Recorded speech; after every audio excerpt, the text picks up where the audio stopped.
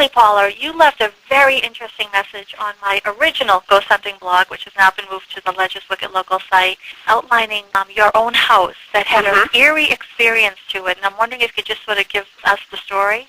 Oh, sure. Would you like to hear the story about the guy on the front porch? Absolutely. Okay. Well, when my husband and I first got married, I had been visiting a friend down the street, and I was walking back up the street, and we live on top of a hill, and there's a road that goes in front, and I was standing at the corner, probably between 40 and 50 feet away from my front porch. It's a large Victorian house, and it's a large porch.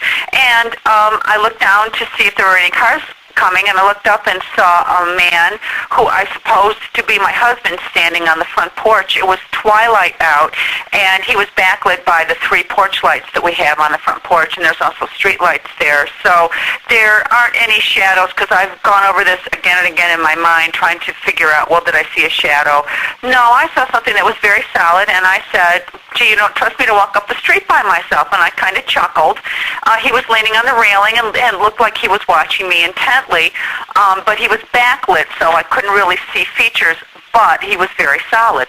So I looked down the hill to see if there were any cars coming, and when I looked back, he was gone. And I was really annoyed because I thought, well, why in the world would my husband Mark go back in the house when he was obviously waiting for me? So I went inside to give him a piece of my mind, and he was upstairs in the middle of doing some wedding photography work. He is a wedding photographer on the weekends. He teaches during the week at a high school. And I just thought, well, this is very interesting because I saw something that looked real enough to me so that I spoke to it, and I watched it for probably, it probably took me 20 to 30 seconds to, come up with my spiel to him about, why are you watching me, and just kind of laughing about it. So, and that was interesting. It didn't bother me very much, and I didn't give it a lot of thought at the time, except that it was interesting.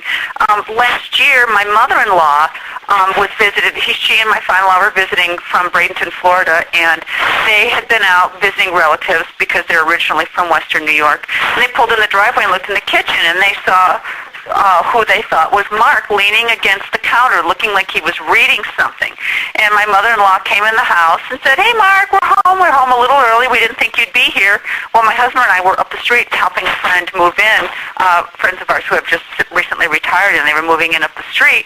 And so my mother-in-law saw exactly the same person in the same position that I had seen him in, which is why I thought it's probably a residual haunting or just a replay haunting, something that, some position, because the person's always in the same position and doesn't seem to interact with us, although I got the impression that he was looking at me, but he could have just been looking right through me. I've had a couple of other experiences at the house, one which I felt were interactive.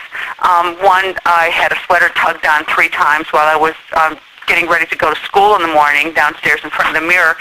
And I've also had someone whisper my name in my ear, and the interesting thing about that one was that there was a girl who's a friend of mine who was in the room with me at the same time, and she actually heard it too. And we looked around, and, in the spirit of debunking, I suppose it could have been, a sound from outside or something, but it was very quiet, and we were alone in the house at the time. Most recently, last week, I've heard some whispering in my bedroom. I kind of expected that something might happen because my husband and I just replaced all of the windows in the house, and I know that sometimes when renovations occur, things can get stirred up a little bit, and so usually when something happens, I just kind of say, I understand that you're here, and I feel you have a right to be here, so, whatever it is that you're doing, please stop if it's annoying or if it's scary. And I have some people who won't come and stay here now, and they've stayed in our guest room and have smelled baking in the night and heard voices that they couldn't place. But, I think, as I said in my note to you, that actually the house feels very welcoming, and people who come here love it. So, unless they know the haunting stories, they would never guess that the house has what I consider to be entities or paranormal activity. I can't say it's haunted, but I think there's some things going on that I can't explain.